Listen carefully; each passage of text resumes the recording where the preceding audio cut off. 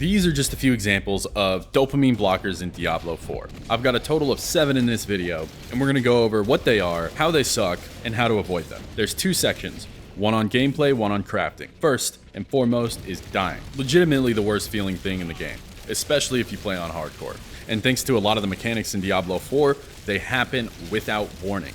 So early on, you want to boost your toughness by tempering max life on all your gear, rolling max life on your affixes when you can, and then as soon as you get enhanced primordial dust, start upgrading pants at the Paradric Cube. You're looking to farm a pair of pants called Temerity. When you're at full life, Temerity heals you for a barrier on top of your full life. This makes it way harder for you to die. Rather than spamming potions, the most efficient way to actually heal yourself is to get healed as you're attacking your enemies. So you want to roll a life on hit affix on your gear, and then you want to roll the undying utility aspect on your boots. That last one is probably the easiest and most accessible without spending mats. These pants can take you up until about Torment 8. You can farm them at Mephisto's Puppy Dog if you're desperate enough. And after that, you'll want to switch Temerity into a charm and put it on your talisman. And then you can put another pair of pants with max life and a defensive legendary aspect on them. If this isn't enough, consider switching to an Endurant Faith charm. This is also really good to help you stop from dying. Running out of resource. This feels the second worst to dying. On paper, you can always just switch to a basic skill to refill up your resource bar and then cast your core skill or your primary damage dealing skill, but that sucks because basic skills don't deal as much damage and it also takes time. I'd rather feel like I have infinite resource. So, if you're running Temerity, you can put the Vulpine's aspect on your ring in order to boost your resource while you have a barrier. What I do first is I stack resource generation on my rings. If they're ancestral, I get the greater affix. This boosts all resource generating aspects in the game. Take Tybalt's Will for example.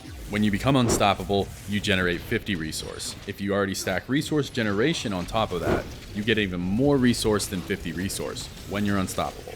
Of course, when I put a resource aspect on my ring, I do sacrifice a little bit of damage, because an offensive aspect could easily go there. And that's actually a pretty common theme among these dopamine killers. It's me sacrificing basic quality of life in favor of damage. But what I don't realize is I don't deal damage when I'm dead, and I usually don't deal damage when I'm out of resource. So for me, it's always worth the sacrifice until I get the build fine-tuned enough to have a self-sustaining resource pool. Next on the list is being slow or not having mobility. This is terrible, especially early on in the game. I want to go fast. I want to go fast because I level fast when I'm going fast. And when I'm going slow, my progression is bottlenecked. So it feels like crap. First solution is temper move speed on your boots, especially during the leveling process when you have free slots. Roll move speed on the affixes of your boots. Keep an eye out for charms that have move speed as their affixes. There's a few classes like Warlock, Sorcerer, and Paladin that replace their evade with a more efficient evade. Warlock is Nether Step, Sorcerer is Teleport, the Paladin is the Angelic Elite. Because of this, we want to aim to have an affix on our boots that reduces the evade's cooldown when you attack.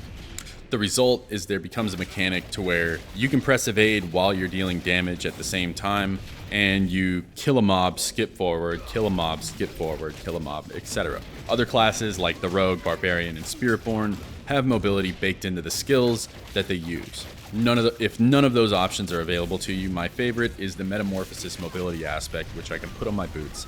It makes me unstoppable, and it gives me that kind of blink mechanic as my evade.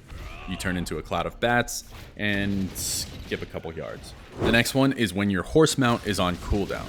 This sucks for obvious reasons. So we have a choice between 2 things here. If we're going somewhere close, we can spam the spur 3 times and go really fast for a short amount of time, but you will slow down. That's usually when this happens, is when I miscalculate the distance or I'm just brainlessly spamming the trigger, not thinking about it. So if you're going somewhere close, go ahead, spam it, floor it, 0 to 60, YOLO. But if you're going a further distance, it's better to just press the trigger twice, wait till the second one almost comes back online, and then press the trigger again. The most of the time, you'll just be going faster than you would be running, but not as fast as your horse could go, which is better than running out of spurs. The next section of the dopamine blockers is on crafting. Crafting is heavily tied to progression in the game. A lot of the times when we want to jump up a torment tier, we're gated behind getting better damage, which means getting a legendary aspect that we can't imprint onto an ancestral piece of gear, or masterwork our materials. So let me just preface this section by saying these things will happen to you. The following tips aren't to avoid them completely, they're just to help you bounce back when they do happen. Running out of gold. I'll make this one quick. Sell all your legendary seals for 13 million apiece unless there's 6 slaughters. Check them out, make sure they're not better.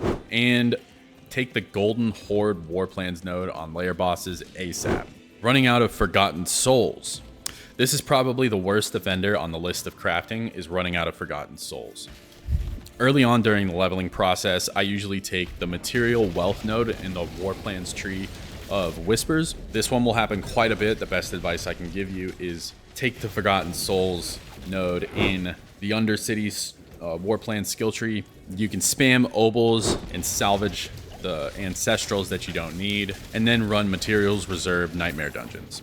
This happened to me a lot in the leveling process on my SSF Warlock, and then running out of Opticite. I actually stopped running out of Opticite pretty early on, and what I think happened was that I chose this War Plans skill tree node in the Infernal Hordes. I also ran the Infernal Hordes even when I didn't want to. And whenever I had to run the Undercity, I did the Tributes of Refinement. They yield about 300 to 400 Opticite at Torment 6.